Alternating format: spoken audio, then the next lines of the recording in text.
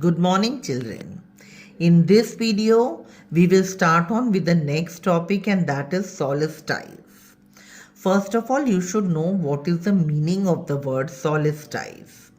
Children, solstice is the day when the sun shines directly or the sun rays fall directly on one of the tropics. It can be the Tropic of Cancer or it can be the Tropic of Capricorn. So on it is the day when the sun rays fall straight on any one of the tropics.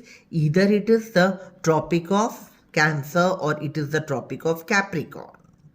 Now children, if you see the figure over here, we see that on 21st June, the northern hemisphere, that is the part of the earth which is above the equator, it tilts towards the sun or bends to face the sun.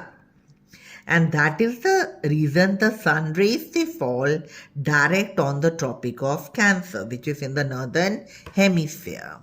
And that is the reason the northern hemisphere, it receives more of the heat of the sun because it is tilted towards the sun. But if we see at the North Pole and the South Pole, the sun rays, they are not falling straight, but they are in a slanting position. So that is the reason at the poles we receive less heat. Okay.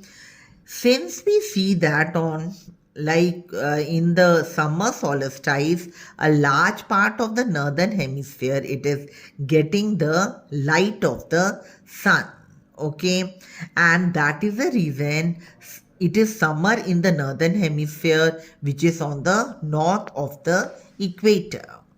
Now in the northern hemisphere on 21st June, there is the longest day and the shortest night.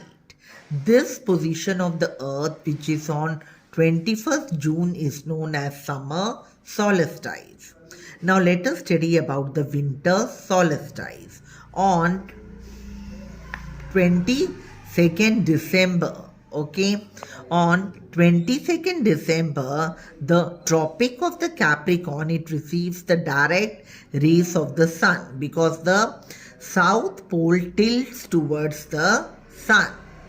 And that is the reason the sun rays, they fall directly at the Tropic of Capricorn and the southern hemisphere receives the light of the sun. That is the reason the summer hemisphere, it experiences the summer season when the days are long and the nights, they are short. So this position of the earth, which is on 22nd December, okay, it is known as winter solstice. Now we will move on to the next heading, and that is equinox. Now first of all, let us see what is the meaning of equinox. Children, equinox is a position when the days and the nights, they are of equal duration all throughout the world. Okay, this is known as an equinox, and the days on which the days and the nights are of equal duration all over the world, these days are termed as equinoxes. Now children, on 21st March and 23rd September, the rays of the sun, they fall directly on the equator. Okay, this is a position when the poles, they are not tilted towards the sun, and the duration of the days and the night, it is equal all around the world.